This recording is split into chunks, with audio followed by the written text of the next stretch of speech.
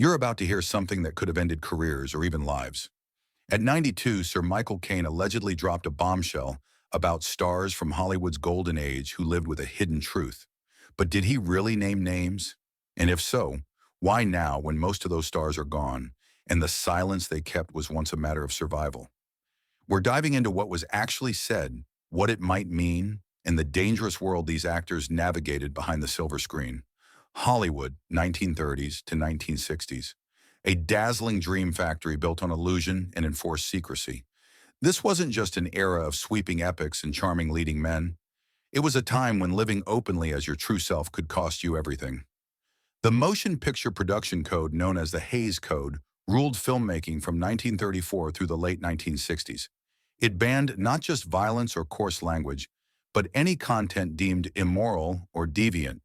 That included any character or storyline suggesting someone lived outside traditional norms. On screen, every role had to fit a narrow mold. Off screen, the same pressure applied to the actors themselves. So what happened behind closed doors? A quiet network thrived in the shadows. Some stars entered into arranged partnerships, marriages of convenience, to present a normal image to the public. Private gatherings in Beverly Hills, discreet social circles, and carefully worded interviews became part of an elaborate performance. And the stakes? Enormous. One misstep could mean exile. Tabloids circled like vultures, ready to expose any rumor. Careers vanished overnight. Some faced legal trouble, public shaming, or worse. Rock Hudson, one of the biggest stars of his time, was married to his agent's assistant purely to deflect whispers, all while living a life known only to his closest friends. His later illness in the 1980s finally forced the industry to confront its long silence. Sir Michael Caine entered this world not as a product of the classic studio machine, but as part of the British New Wave, a fresher, more grounded style of storytelling that emerged in the late 1950s. He rose to fame with films like Zulu 1964, The Ipcress File 1965, and Alfie 1966. Known for his honesty, working-class roots, and sharp sense of humor, Caine observed Hollywood from the outside and later, from within. Over a career spanning 7 decades and more than 160 films, Caine earned 2 Academy Awards, a knighthood in 2000, and near universal respect as both an actor and a storyteller. He's spoken candidly about war, aging, and fame, but rarely about the private lives of his peers. That's what makes the recent report so startling. Because if Caine did name specific stars who lived with hidden truths, he didn't just break a decades-old code of silence. He potentially rewrote personal histories, reopened old wounds, and challenged the myth of an era that sold fantasy while bearing reality. Now here's where things get complicated and ethically delicate. In late 2024, British tabloids claimed that 91-year-old Michael Caine, at a private London charity gala, revealed the identities of several major Hollywood stars from the 1940s and 50s who lived with a hidden personal truth, quoting him as saying, "Everyone knew, but no one said anything. It would have ruined them." The reports alleged he named at least 3 leading men famed for their classic, masculine screen presence. But critically, no direct quote naming anyone was ever published. No recording surfaced. No credible witness came forward.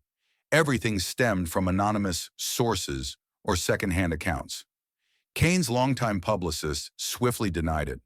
Sir Michael has never publicly disclosed private details about others, especially those no longer here to speak for themselves. Given Caine had largely retired by 2025 and hadn't given a major interview in years, it's far more likely he made a general remark about old Hollywood's culture of secrecy, a topic he's touched on before, noting how everyone understood certain things, but kept them private. Historians point out Caine wasn't part of the 1940s studio system and wouldn't have had first-hand knowledge of stars like Rock Hudson or Cary Grant. What he knew would be decades-old hearsay. Plus, his memoirs and past statements consistently emphasize discretion and respect for privacy. The real issue isn't whether Caine spoke, but how the media twisted a probable observation into a sensational outing. Turning long-dead stars' private survival into gossip disrespects the immense pressure they faced. Their silence wasn't secrecy, it was strategy. No credible evidence shows Caine named names. What happened was classic tabloid inflation. Nuance stripped away, history repackaged as scandal. The truth beneath? We're still learning how to honor the past, not exploit it. Number 5. Dirk Bogard, the matinee idol who chose loyalty over fame. A leading British actor of the 1950s and 60s, known for films like Doctor in the House, Victim 1961, the first English-language film to use the word homosexual, and later daring art house roles in The Servant and Death in Venice. Behind his polished on-screen image, Bogard shared his life for over 40 years with his manager and life partner, Anthony Forwood. From the early 1950s until Forwood's death in 1998, the two lived together openly among friends, but never acknowledged their relationship in public or in Bogard's many autobiographies. In an era when being linked to non-traditional relationships could end a career, Bogard made a quiet but firm choice. He would not marry, not date publicly, and not play along with studio-managed romances. When Victim, a film condemning blackmail of closeted men, was released in 1961, Bogard risked his career to star in it, knowing it would fuel speculation. He later admitted it was the most important film I ever made. Impact. Bogard's refusal to conform quietly reshaped British cinema, paving the way for more honest storytelling. Yet he paid a price. Major Hollywood offers dried up, and he was often passed over for roles that went to less controversial stars. Still, he never regretted his choices. In private letters released after his death in 1999, he referred to Forwood as my heart, my home, my everything. His legacy stands not as a scandal, but as an act of quiet courage. Read. What this actually shows is that integrity doesn't always roar sometimes. It simply stays true, even when no one is watching. Number 4. Rock Hudson, the king of romantic comedies with a secret he couldn't share. Rock Hudson, born Roy Harold Scherer Jr., he became one of Hollywood's biggest stars in the 1950s and 60s, known for films like Pillow Talk and Giant. In 1955, under intense studio pressure, Hudson entered a short-lived marriage with Phyllis Gates, the secretary of his agent. The union lasted just 3 years, but it successfully quieted rumors. Behind the scenes, Hudson lived openly among trusted friends, hosting gatherings with other stars who shared similar private truths. The charade worked until 1985, when he became the first major celebrity to publicly share that he was seriously ill. His appearance on Dynasty, visibly weakened, shocked the world and brought new attention to a growing health crisis. Hudson's passing at 59 didn't just end a legendary career, it shattered the illusion that this crisis only affected certain groups, but his legacy remains complex. While praised for raising awareness, some argue his enforced silence during his peak years delayed public understanding of lives like his. His story shows the brutal trade-off, fame at the cost of being your true self. What this actually shows is that survival in old Hollywood often meant becoming a stranger to yourself, loved by millions, known by none. Number 3. Cary Grant, the suave icon whose marriage hid a lifelong bond. Cary Grant, born Archibald Leach, he defined on-screen elegance in classics like North by Northwest and Bringing Up Baby. Grant married 5 times, but his deepest connection may have been with actor Randolph Scott. From 1932 to 1940, the two lived together in a Beverly Hills home nicknamed Scott Grant. Friends and neighbors described them as life partners. Though both kept their relationship private, Grant later told a biographer he'd tried everything, a remark many interpret as acknowledging a complex personal identity. Even after marrying actresses like Diane Cannon, Grant maintained deeply intimate male friendships that defied easy labels. Grant's image as the ultimate romantic lead stayed intact during his lifetime, but modern historians, using letters and first-hand accounts, have presented strong evidence of a private life very different from his public one. His ability to move between worlds speaks to his brilliance as a performer and the suffocating limits of his time. What this actually shows is that identity isn't always simple, especially when the world demands you hide part of who you are. Number 2. Tab Hunter, the blonde idol whose studio built a perfect illusion. Tab Hunter, real name, Arthur Gellion, a teen sensation of the 1950s, famous for Battle Cry and his hit song Young Love. In 1950, at just 19, Hunter was caught up in a police incident at a private gathering in Hollywood. Warner Brothers immediately launched a PR campaign, framing him as an innocent caught in the wrong place. They pushed him into a fake romance with co-star Natalie Wood and later staged an engagement. Behind the scenes, Hunter shared a long-term bond with actor Anthony Perkins. He only spoke openly about his true life in his 2005 memoir, Tab Hunter Confidential, writing, "I was living a lie, and everyone who mattered knew it." Hunter's career never fully recovered after the incident. Despite the studio's efforts, he became a cautionary tale proof that even a small misstep could derail a star. But his later honesty gave voice to countless others who lived in silence. His memoir and the 2015 film based on it reframed his legacy, not as a fallen idol, but as a man who survived by playing a role. What this actually shows is that open secrets aren't harmless, they're gilded cages. Number 1. Anthony Perkins. The gentle star who charmed America while guarding his deepest self. Anthony Perkins. Best known for his iconic role as Norman Bates in Psycho 1960, Perkins was Hollywood's sensitive boy next door, a singer, actor, and heartthrob adored by millions in the 1950s and 60s. Behind the wholesome image, Perkins lived a deeply private life shaped by intense studio control.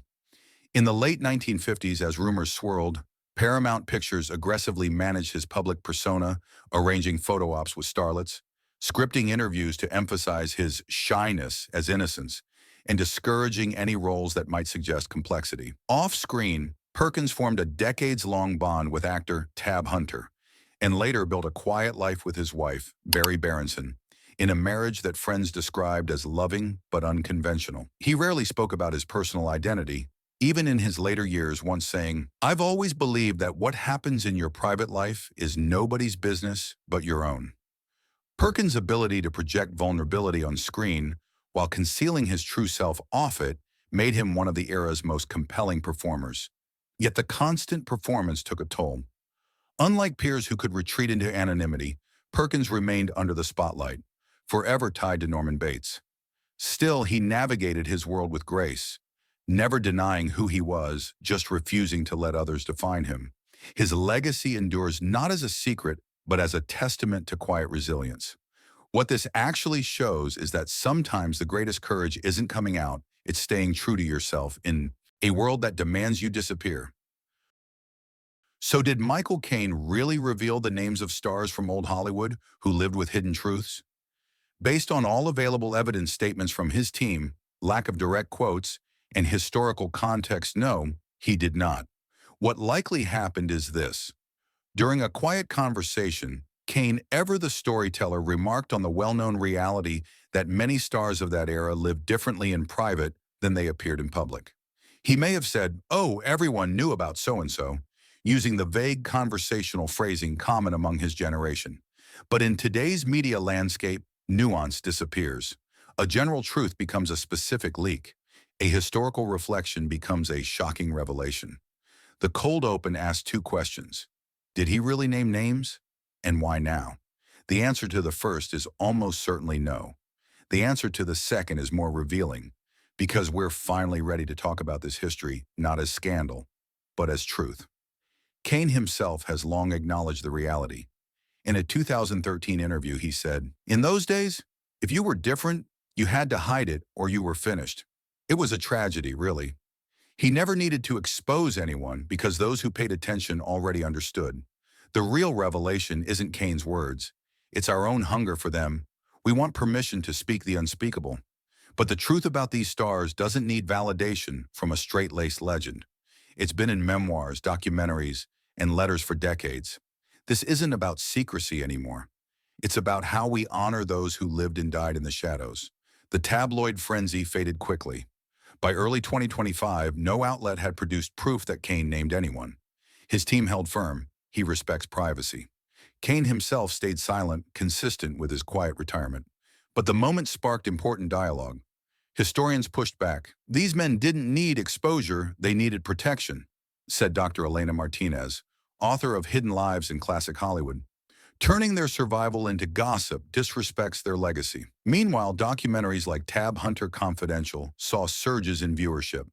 Younger audiences, hungry for authentic stories, sought out primary sources, not tabloid noise. Legally, nothing changed because nothing actionable occurred. But ethically, the episode reminded us, even after death, a person's truth deserves respect. As for the stars themselves, their legacies are being re-examined with more compassion. In 2023, the Academy Museum opened a permanent exhibit on censorship and personal identity in Old Hollywood. In 2024, Rock Hudson's family approved a film focusing on his private courage, not just his illness. Michael Caine's reputation remains intact not as a revealer of secrets, but as a witness to a painful chapter. At 92, he's lived long enough to see the world grow kinder. The men he reportedly spoke of did not. Where things stand now is this. The curtain is open, but the past isn't ours to exploit. The larger lesson here isn't about Michael Caine. It's about who controls a story and why. Old Hollywood didn't just hide certain actors. It erased their humanity, reducing them to problems to be managed. Today, we risk doing the same in reverse, turning their survival into gossip, as if their worth lies only in what they kept private. True respect means honoring their choices, to stay silent, to craft a public face, to protect loved ones. It means recognizing that for many, privacy wasn't weakness, it was wisdom in disguise. And it means understanding that the real heroes weren't the ones who exposed secrets, but the ones who kept each other safe until the world was ready to listen. So what do you think? Should a person's private life stay private even after they're gone? Or does history deserve full transparency? Share your thoughts in the comments below. If this look into Hollywood's hidden past gave you a new perspective, hit like, subscribe, and share with someone who loves film and truth. Because the most powerful stories aren't always the ones on screen. They're the ones whispered just off camera.